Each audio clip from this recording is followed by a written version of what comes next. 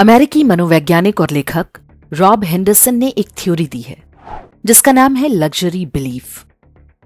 हिंदी में से विलासिता का विश्वास कह सकते हैं। रॉब हेंडरसन के अनुसार जैसे पुराने समय में धनी लोग अपना स्टेटस और अलग पहचान दिखाने के लिए महंगे कपड़ों, गहनों या महलों का प्रदर्शन करते थे, उसी प्रकार आज के समय में एलीट क्लास अपनी मान्यताओं अर्थात बिलीव्स के माध्यम से हाई क्लास दिखने का प्रयास करता है। भले ही अपने निजी जीवन में वे उन विचारों को नहीं मानते हों। उच्च वर्ग के ऐसे विचारों की कीमत उसी समाज का मध्यम और निम्न वर्ग चुकाता है। लग्जरी बिलीफ एक प्रकार का वैचारिक फैशन है जिसे अपनाकर संपन्न लोग स्वयं को श्रेष्ठ सिद्ध करने का प्रयास करते हैं।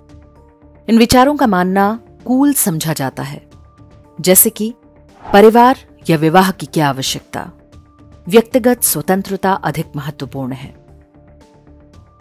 समाज नहीं व्यक्ति की इच्छा महत्वपूर्ण है, वो सिंगल मदर या सिंगल फादर बनना चाहें या ओपन रिलेशनशिप में रहना चाहें। धर्म और परंपराओं का पालन करना पिछड़ेपन की निशानी है। ड्रग्स या शराब व्यक्ति की निजी इच्छा है, कोई उसे रोकने वाला कौन होता है। देश की सीमाएं और राष्ट्रीय पहचान फालतू की बातें हैं। गॉड ने इंसान के लिए धरती बनाई है। आतंकवादी और अपराधी हालात के मारे होते हैं, उनके साथ अवश्य ही कोई अन्याय हुआ होता है। मृत्युदंड नहीं होना चाहिए, चाहे उस अपराधी ने कितना भी घृणित काम किया हो। बच्चे से बलात्कार करने वाले को दंडित नहीं करना चाहिए। Every Sinner has a future. Police और सेना तो होनी ही नहीं चाहिए, वे तो जनता पर बोझ हैं। Defund the police. योग्यता का कोई महत्व नहीं, मेरिट नहीं, सामाजिक या लैंगिक पहचान के आधार पर चयन होना चाहिए। लग्जरी बिलीफ के ये कुछ उदाहरण हैं। आप अपने दैनिक जीवन में ऐसी बातें अक्सर सुनते होंगे। ध्यान से देखें तो इन विचारों के एलीट समर्थक औरों को भले ज्ञान दें, लेकिन वे स्वयं इनसे दूर रहते हैं। लग्जरी बिलीफ का सबसे बड़ा शिकार बना है परिवार। विश्व भर में ऐसे ढेरों अध्ययन हुए हैं जिनके अनुसार अधिकांश धनी और सफल लोग संयुक्त परिवारों या ऐसे परिवार में पले जहां उनके माता पिता साथ रहते थे। पश्चिमी समाजों में किसी बच्चे के दोनों पेरेंट्स का होना प्रिविलेज माना जाता है। कोई परिवार टूटता है तो बच्चों के लिए कई तरह की सामाजिक समस्याएं पैदा होती हैं। ये उनके बौद्धिक और मनोवैज्ञानिक विकास में बाधक हो सकती हैं। विश्व के सभी समाजों में अधिकांश समृद्ध और शक्तिशाली लोग परिवार को बहुत महत्व देते हैं, लेकिन नेता, अभिनेता, अधिकारी या जज के रूप में वे ही परिवार तोड़ने और व्यक्तिगत स्वतंत्रता की वकालत में सबसे आगे होते हैं। ऐसा करके वे प्रगतिशील दिखते हैं। उनके विचारों के दुष्परिणाम मिडिल और लोअर क्लास भुगतता है।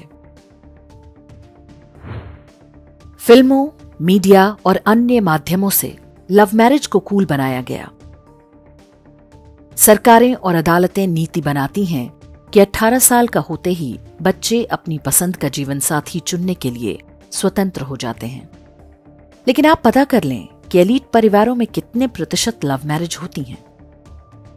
अंबानी अडानी से लेकर नेताओं, अधिकारियों और जजों तक की संतानें अधिकांश अरेंज्ड मैरिज ही करती हैं। सामाजिक न्याय की राजनीति करने वाला कोई नेता अपने बेटे का विवाह किसी सामान्य गरीब परिवार की लड़की से नहीं होने देता। किसी बड़े उद्योगपति की बेटी को कभी किसी स्कूल टीचर के बेटे से प्यार नहीं होता। सब भली भांति देखभाल कर, कुंडली मिलाकर और सोशल स्टेटस के हिसाब से शादी करते हैं। लेकिन उन्हीं के फैलाए लव मैरिज के झांसे में फंसकर मिडिल और लोअर क्लास की एक पूरी पीढ़ी कोर्ट कचहरी में डिवोर्स के लिए चक्कर काट रही है। आर्थिक उदारीकरण से पहले 70 और 80 के दशक तक सारा भारत ही मिडिल क्लास था। आज अमेरिका में जो भारतीय लोग गूगल और माइक्रोसॉफ्ट जैसी बड़ी बड़ी कंपनियां चला रहे हैं, वे भी इन्हीं मध्यम वर्गीय परिवार व्यवस्था से निकलकर वहां तक पहुंचे हैं। लेकिन अब जब परिवार ही टूट रहे हैं तो क्या आगे ये संभव होगा? अमेरिका में अश्वेत परिवारों में सबसे अधिक बिखराव है। उनमें अधिकांश बच्चे या तो मां या पिता के साथ अकेले पलते हैं। मानसिक रोगों और अपराधों में अश्वेतों की संख्या जनसंख्या के अनुपात में बहुत अधिक है। क्या भारतीय परिवारों को भी उसी दिशा में धकेला नहीं जा रहा है? देह की स्वतंत्रता का विचार भी सबसे प्रचलित लग्जरी बिलीफ में से एक है। माई बॉडी माई चॉइस एक कूल विचार है। महिलाओं को बताया जाता है कि यह तुम्हारा शरीर है, तुम जैसे चाहो प्रयोग करो, चाहे जिसके साथ रिश्ते बनाओ। फिल्मों और मीडिया के माध्यम से इस विचार को बढ़ावा दिया जाता है, जबकि भारतीय समाज में स्त्री और पुरुष दोनों के लिए वर्जनाएं तय हैं। किसी भी समाज की नई पीढ़ी स्वस्थ और सुरक्षित हो, इसके लिए ये आवश्यक है। जब एलीट क्लास से प्रेरणा पाकर कोई सामान्य व्यक्ति ऐसा करता है तो उसके साथ साथ उसका पूरा परिवार तहस नहस हो जाता है। जो नेता, जज और फिल्म वाले विवाह की संस्था को लगातार कमजोर करने का प्रयास कर रहे हैं, वे ही समलैंगिक विवाह के सबसे बड़े समर्थक होते हैं। जिस देश में 5 करोड़ मुकदमे लंबित हैं, वहां की सुप्रीम कोर्ट की संविधान पीठ कई सप्ताह तक ये सुनवाई करती रह गई थी कि समलैंगिक विवाह को कानूनी मान्यता होनी चाहिए या नहीं। ये सुनवाई करवाने वाले पूर्व चीफ जस्टिस चंद्रचूड़ ने ही अवैध संबंधों यानी अडल्ट्री को कानूनी मान्यता दी थी। उस लग्जरी बिलीफ का परिणाम है कि आज अवैध रिश्तों के लिए तलाक से लेकर हत्या तक की बाढ़ सी आई हुई है। एलीट क्लास के बेलगाम विचारों की कीमत मिडिल और लोअर क्लास चुका रहा है। भारत में कुछ वर्ष पहले अल्कोहल को मेन स्ट्रीम किया गया। शराब पीने को स्वतंत्रता और स्टेटस सिंबल से जोड़ा गया। एलीट क्लास पर तो इसका कोई खास असर नहीं पड़ता, लेकिन समाज का निम्न वर्ग वही काम करता है तो उसका घर बिक जाता है, पत्नी बच्चे बर्बाद हो जाते हैं। और अब तो नया लग्जरी बिलीफ तैयार है कि पुरुष शराब पी सकते हैं तो महिलाएं क्यों नहीं। भारतीय एलीट क्लास मानवतावादी और सेकुलर दिखने का प्रयास करता है। उनके लिए देश की सीमाएं मायने नहीं रखती, लेकिन व्यक्तिगत जीवन में ये सारे किसी सुरक्षित और संपन्न देश में बसने का जुगाड़ करते मिलेंगे। बांग्लादेशियों और रोहिंग्या को भारत में बसाने की मांग करने वाले सारे एलीट स्वयं हाई सिक्योरिटी वाले ऊंची दीवारों के मकानों में रहते हैं। अधिकांश लग्जरी बिलीफ एक आदर्शवाद या आइडियलिज्म की आड़ में थोपे जाते हैं। इनकी जड़ों में जाएं तो पता चलता है कि इन सभी का जन्म अमेरिका या पश्चिमी देशों के विश्वविद्यालयों में हुआ होता है। ये विचार हार्वर्ड जैसी यूनिवर्सिटीज से आते हैं और हमारे एलीट उनकी वैचारिक टट्टी को हलवा मानकर खा लेते हैं। उन्हें कोई डर नहीं होता, क्योंकि समाज यदि चौपट भी होता है तो उन पर कोई असर नहीं पड़ेगा। उनका एक पैर वैसे भी अमेरिका या किसी सुरक्षित यूरोपीय देश में रहता है। उनके निर्णयों का परिणाम निम्न और मध्यम वर्ग भुगतता है। लग्जरी बिलीफ के रूप में थोपे जाने वाले विचार अक्सर वास्तविकता से कटे हुए होते हैं। इन्हें जब प्रचलन में लाया जाता है तो समाज उनको बहुत गंभीरता से नहीं लेता, लेकिन 2 से 3 पीढ़ी के अंदर वे विचार मुख्यधारा का हिस्सा बना दिया जाता है। फिल्मों में पंडित पुजारियों को बुरा व्यक्ति दिखाना, ये वो लग्जरी बिलीफ था जिसे बॉलीवुड के माध्यम से थोपा गया। समाज के एलीट वर्ग ने इसे आगे बढ़ाया।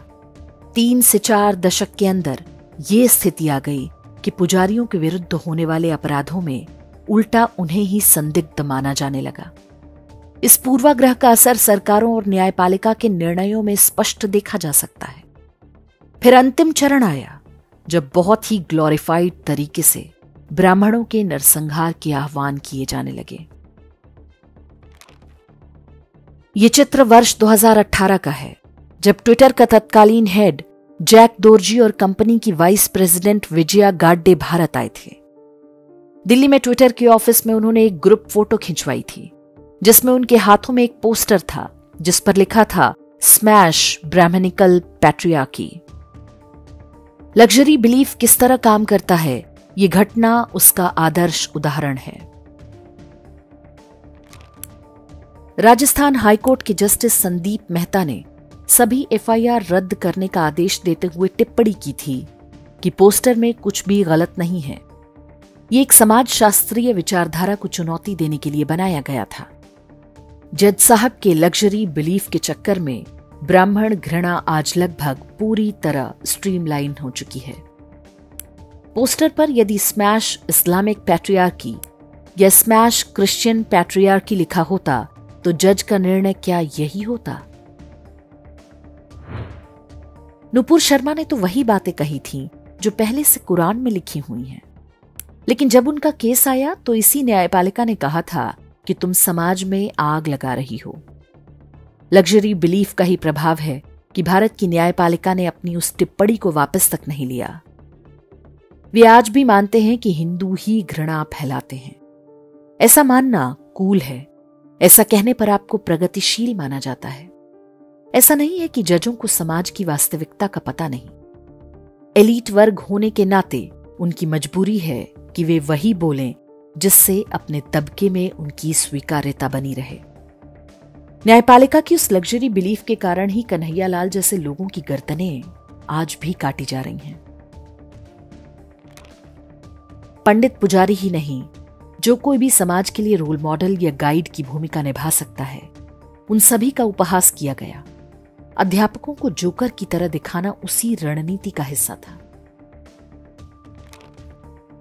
हिंदू त्योहारों पर होने वाली टीका टिप्पणियां भी लग्जरी बिलीफ का परिणाम है। होली, दिवाली से लेकर रक्षाबंधन और करवा चौथ तक सब ऐसी भद्दी टिप्पणियों का शिकार बने। कभी सरकारें, कभी न्यायपालिका, कभी मीडिया, सबने ये काम किया। आईआईटी कानपुर के अध्ययन में पता चला कि अक्टूबर-नवंबर में दिल्ली समेत पूरे उत्तर भारत में होने वाले वायु प्रदूषण में दिल्ली के पटाखों का योगदान बहुत मामूली है। फिर भी सुप्रीम कोर्ट ने यह कहते हुए पटाखों पर रोक लगा दी कि हमें किसी साइंटिफिक स्टडी की जरूरत नहीं। जजों की लग्जरी बिलीफ दिवाली को तो प्रदूषण से जोड़ती है, लेकिन बकरीद को नहीं। लग्जरी बिलीव्स का वायरस भले ही अमेरिका और यूरोप के विश्वविद्यालयों में पैदा हुआ हो, लेकिन यह उन्हें भी उतना ही बीमार बना रहा है। यूरोपीय देशों ने बड़ी संख्या में मुसलमानों को मानवीय आधार पर शरण दी। अब वे ही उनके लिए मुसीबत बन चुके हैं। यूरोपीय देशों के एलीट ने आने वाली पीढ़ियों के लिए वैसा ही गड्ढा खोद दिया है जैसा भारत में अंग्रेजों ने यहां के एलीट्स के साथ मिलकर हिंदुओं के लिए खोदा था। ब्रिटेन की गृहमंत्री रही सुएला ब्रेवरमैन ने 2023 में सबसे पहले लग्जरी बिलीफ के संकट पर खुलकर बोला था। Our politically correct critics have money, they have status, they have loud voices. They have the luxury of promoting seductive but irresponsible ideas, safe in the knowledge that their privilege will insulate them from any collateral damage. The luxury beliefs brigade sit in their ivory towers telling ordinary people that they are morally deficient because they dare to get upset about the impact of illegal migration, net zero, or habitual criminals. And you can be sure of one thing. People with luxury beliefs will flock to Labour at the next general election because that's the way to get the kind of society they want. What is that? They want, and they like, open borders. The migrants coming in won't be taking their jobs. In fact, they're more likely to have them mowing their lawns or cleaning their homes. They love soft sentences because the criminals who benefit from such ostentatious compassion won't be terrorizing their streets or grooming their children.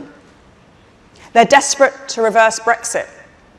They think patriotism is embarrassing and have no use for their British passport unless it's taking them to their second homes in Tuscany or the Dordogne.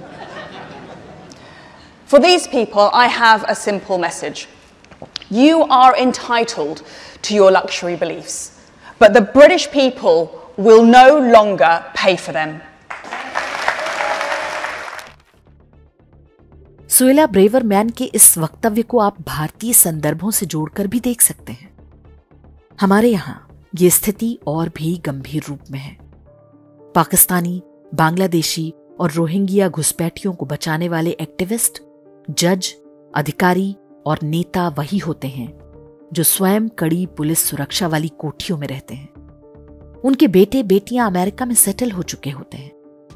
घुसपैठियों के कारण समाज में पैदा होने वाले संकट सामान्य भारतीय लोग झेलते हैं। एक नागरिक के रूप में हमें सबसे पहले समझना होगा कि बड़े लोगों की लग्जरी बिलीफ एक समस्या है। जब भी एलीट क्लास किसी नए विचार को फैशनेबल बनाकर समाज पर थोपे तो उसे संदेह से देखें। हमें मानकर चलना चाहिए कि फिल्मों, मीडिया और न्यायपालिका से हमें जो कुछ बताया जाता है वो 90% मामलों में हिंदू विरोधी ही होगा। ऐसे एलीट क्लास की बातों को चैलेंज करना सीखना होगा। सभ्य और मर्यादित तरीके से उन पर सवाल उठाएं। परंपराओं के उपहास को कूल ना होने दें। जो पीढ़ी दर पीढ़ी चलता आ रहा है उसे हम किसी बाहरी के कहने पर क्यों नकारें। हमें पता होना चाहिए कि दुनिया भर की शक्तियां भारतीय परिवार व्यवस्था को तोड़ने में जुटी हैं। जाने अनजाने उनके षड्यंत्रों का शिकार न बने।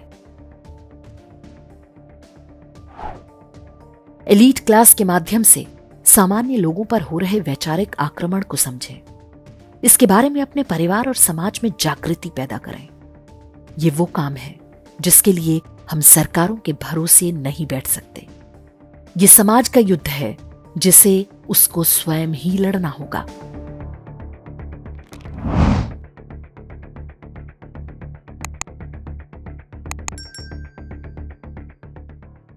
इंडेक्स ऑनलाइन के वीडियो समाज को समर्पित हैं। आप इनको डाउनलोड करके जैसे चाहे वैसे प्रयोग कर सकते हैं। चाहे तो आप हमारे टेलीग्राम चैनल से जुड़ सकते हैं। वहां सारे नए पुराने वीडियो आपको मिल जाएंगे। हमारे सोशल मीडिया लिंक हर वीडियो के डिस्क्रिप्शन में होते हैं। हमारा एकमात्र उद्देश्य हिंदू समाज को जागृत और एकजुट करना है। इसमें सहभागी बने। धन्यवाद।